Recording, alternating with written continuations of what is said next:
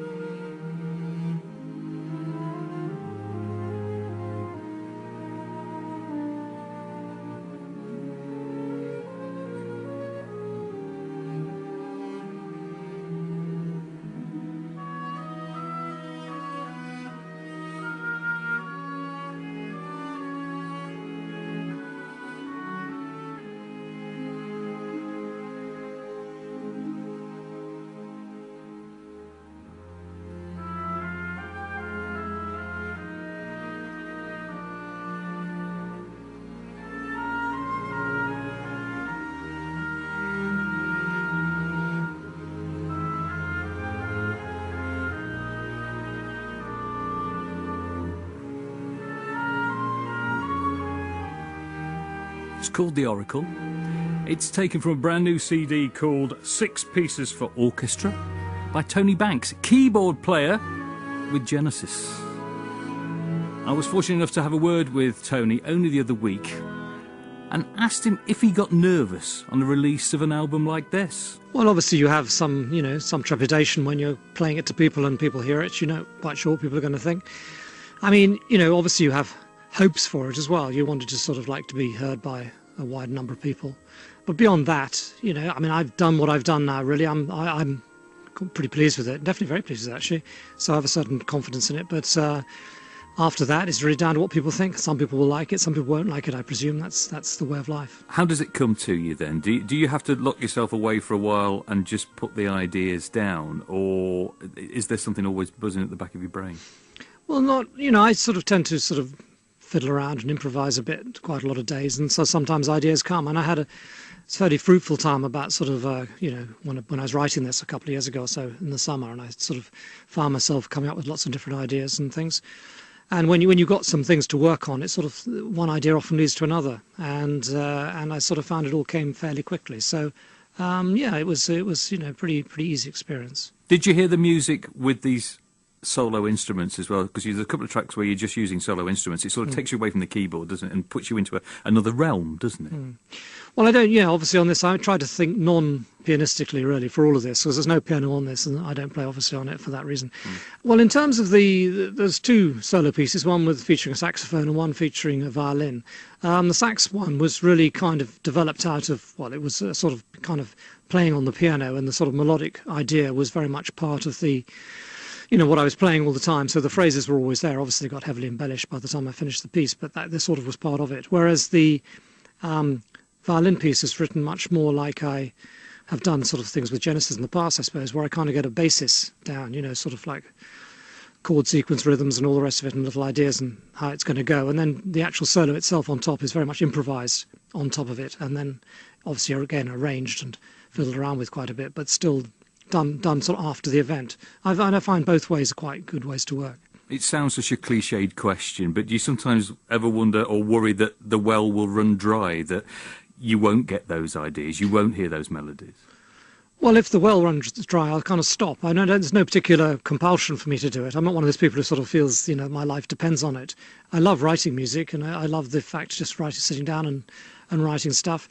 As I say, this time it all came fairly easy, and we've, over my life, most of the time it has. We had 1 or 2, more difficult periods, particularly 1 or 2 of the Genesis albums. We had sort of a bit stuck for ideas, and you do get those moments and things. But I feel absolutely no compulsion now to produce anything. So if it doesn't come, it doesn't come, and that's it really. Did you ever think the first time you started playing the piano or hearing any music that it would be your career and it would last for so long? No, of course not really. I suppose. I mean, I used to play, originally I was taught a bit, and I used to like playing by ear, really, from quite a young age, and I always enjoyed doing that. And then obviously when the big group boom happened in the 60s, which I was very much the right age for.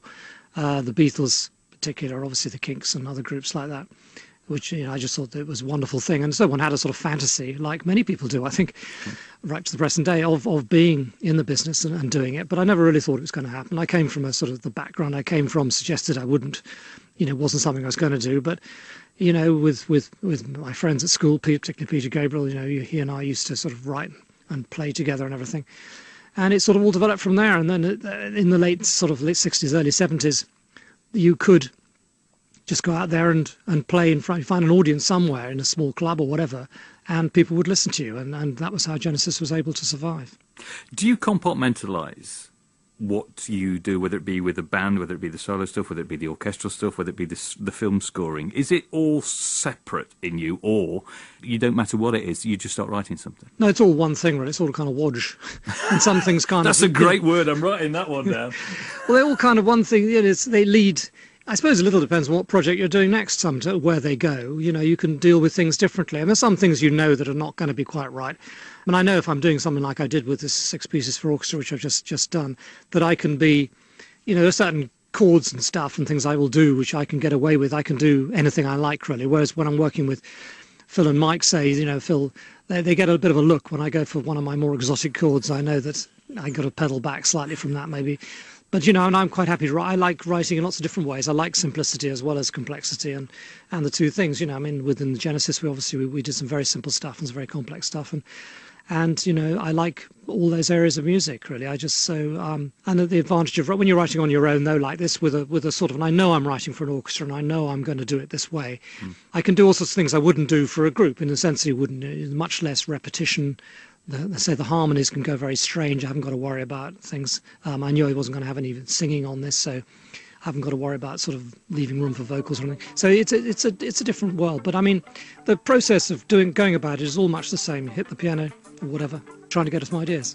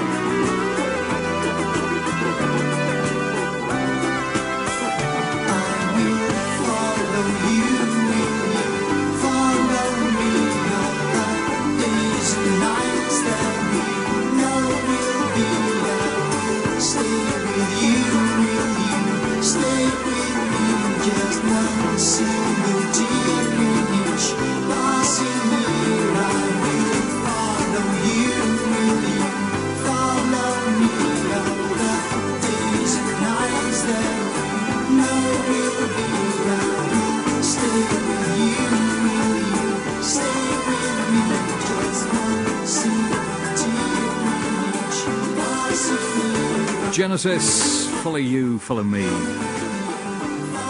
More from Tony Banks. Tony Banks, we're talking about his brand new CD. It's an orchestral piece. It's 6 pieces for orchestra. We've just heard him as part of Genesis there. So I wondered how he put down the demos for these tunes on the orchestral CD. Was there a different way of working? I'd get the ideas and I'd put them down with really quite elaborate demos. And then I worked with an orchestrator, a guy called Paul Englishby, who's very talented, he's a good writer himself and everything, actually. When we got to that stage, I want to make certain it's going to work right for an orchestra, going to sound for an orchestra, and other people really have more experience in this than me. So we did a backwards and forwards thing with him. He'd listen to what I'd done, and then he'd suggest some suggestions, and we'd do this. And we did this for a period of, 3 or 4 months, actually, with all the pieces, and hammered out something that I'm happy with. And to be honest, with 3 or 4 of the pieces on this, you heard the demo. A casual listen would sound kind of similar, to be honest.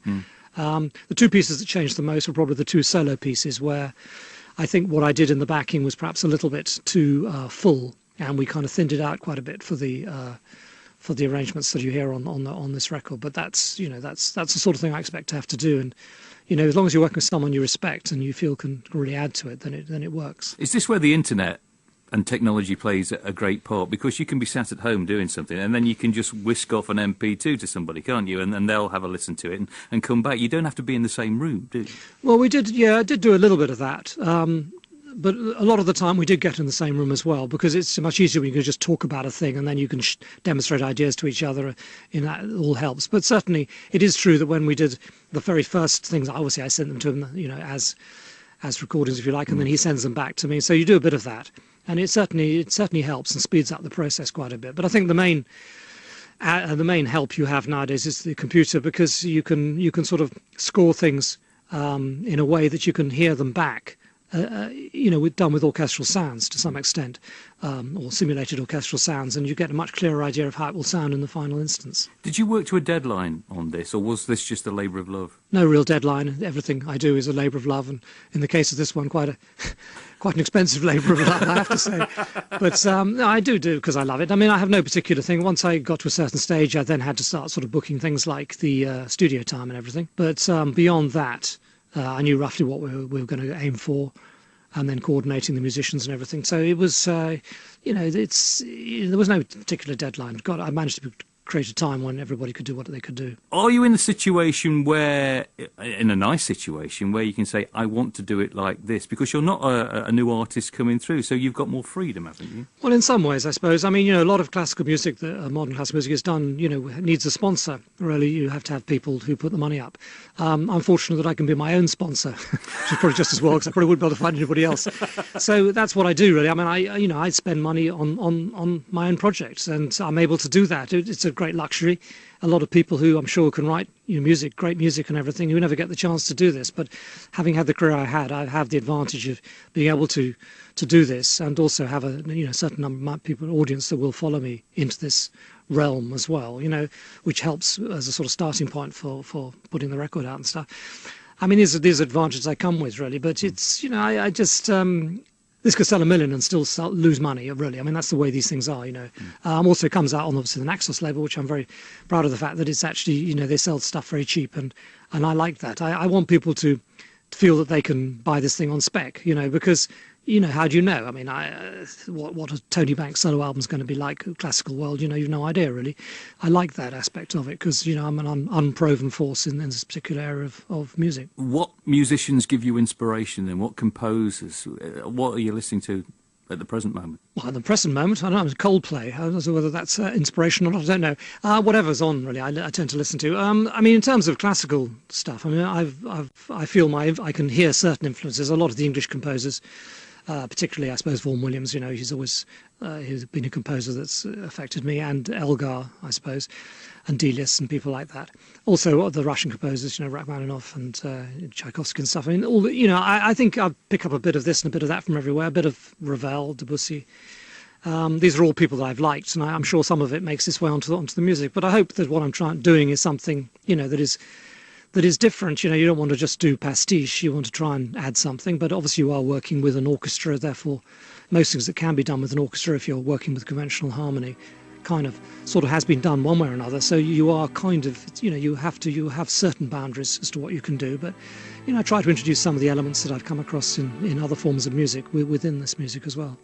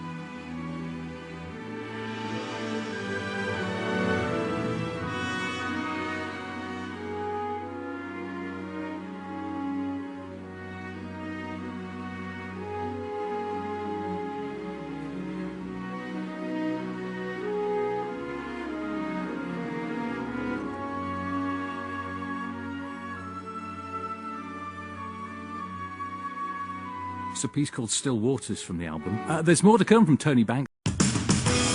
Afternoons with Andy Potter on BBC Radio Derby. Back then to my conversation with Tony Banks, the keyboard player, the pianist, the top musician out of Genesis. I'll say it. His brand new album is called 6 Pieces for Orchestra. But we were talking about all of his career and, of course, his time with Genesis.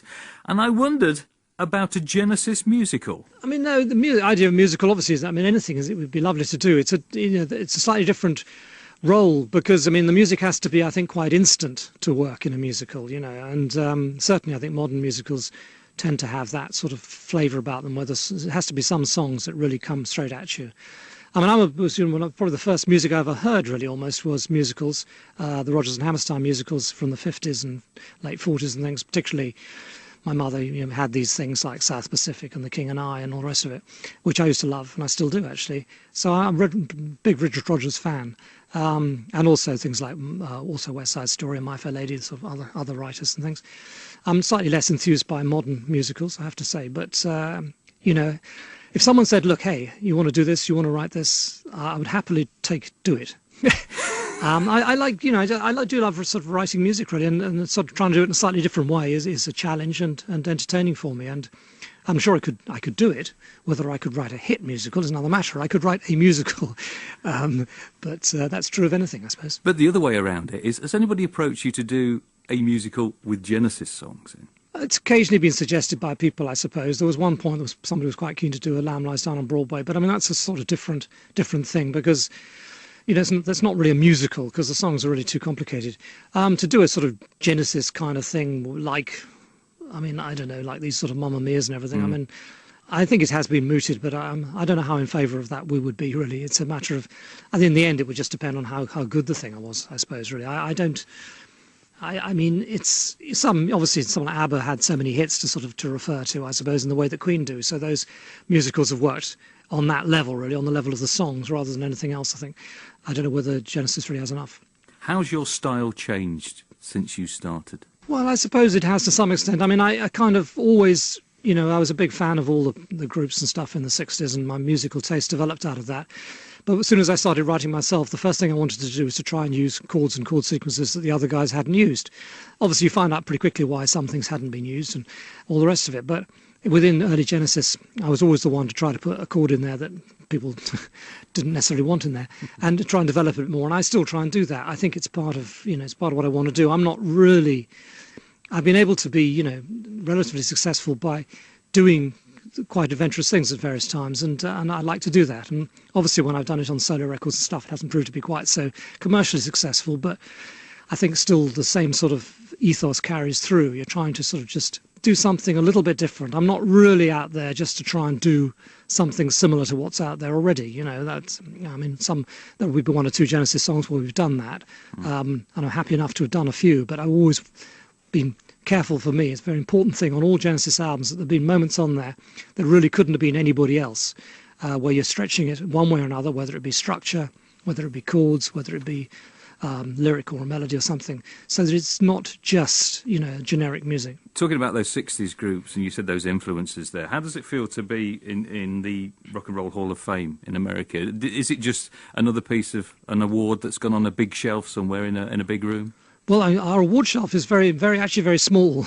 You don't tend to get the awards around. We keep waiting for the ones you get for just still existing. And, well, of course, we don't exist anymore, really, because, you know, we never haven't had things like Grammys or Brits or anything like that. So the Rock Hall was very nice for us, really, because it was one of those things they didn't sort of vote us in when earlier days when perhaps they could have done, which it was kind of one of those things, I suppose. And then they finally, you know, put us up as a nomination, and we got sort of obviously inducted that year by the people who vote for these things, which was very gratifying. So you know, it was very nice to happen, really. It's one of those things you just sort of feel it is always nice to have some sort of pat on the back, I suppose, and that, as you say, it goes. It's a proud solo thing on my mantelpiece of fame. Yeah. And how do you feel when one of your tunes comes out of a radio? Do you just think we did that, or is it somebody else? Oh, it's definitely us. No, I feel it's us. I always still get excited about it. If I'm driving along in the car and it comes on, I always switch it up, you know, and which is much to my wife's irritation. But it's just sort of, there's still a thrill about it, I suppose. And then you walk into a shop or something and you hear it and you kind of notice it, you know. And sometimes it takes me quite a bit of time to sort of think, I recognise that, and trying to think which song it is or something. You know, it's fun. I mean, I can't say it isn't. I mean, it's a bit of a thrill. Do you sometimes think, I wish I could go back and change it a bit? Not at this stage, really. We had the opportunity when we did, because we remixed all our earlier Genesis albums a few years ago. I was very closely involved with this, with Nick Davis, the producer, and we were able to go over everything and we were able to sort of, you know, go correct. There's one or two little bits and pieces that we were able to change, technically the balances, particularly of the earlier albums, where, you know, the mixing was not that great. So, you know, we were able to do that. I mean, beyond that, I never had really any particular desire to change anything else. It's kind of, some of them are period pieces, and one or two pieces I could live without completely. But in the main, I sort of, you know, you accept it as it is, and in general, I'm sort of pretty happy with the way they sound. Let's go back to the new album. It's called 6. The one before that was called 7. Are you working on 5? Well, this is the question, isn't it, really? I'm waiting to get to 0. That's the way I look at it, really. But no, we just happened to. It was a sort of like, it ended up as a bit of obviously a slight joke to call it 6 originally, because the last one we called 7, and I just happened to have 6 pieces on this, and that's kind of what I wanted to have. So we kept the title within the title, 6 Pieces for Orchestra, and I probably have gone as far as I can down that particular road. But I would like to do more, obviously. I'm not... You know, I've got nothing particularly sort of whirring around at the moment, but there's always ideas there. I think possibly I need the dust to settle on this one way or another, sort of to feel it's gone through. I'm still in the possibility of perhaps doing something live with this one, perhaps maybe 7 as well, which would be nice to do. But that's a future thing, which is a possibility. But in terms of writing, you know, I'd love to write some more. You know, it's a question really ultimately whether, you know, as long as you've got the audience, you know, it's worth writing.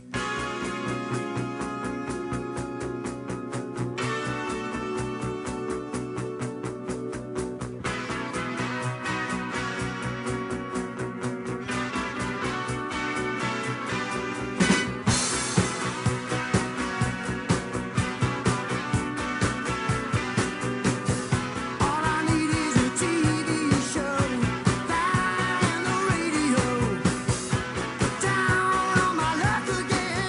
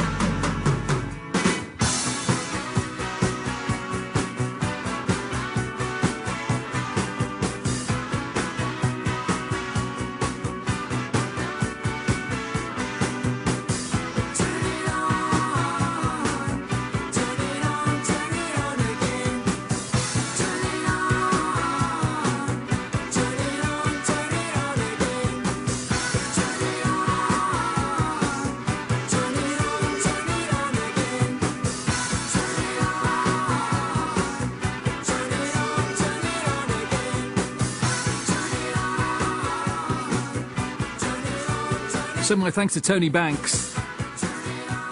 His brand new solo album, I say solo album, 6 pieces for orchestra. He has got the City of Prague Philharmonic Orchestra on there that he paid for himself. It's been in the car for a couple of weeks and actually very melodic indeed. And you've got to play the Genesis songs as well.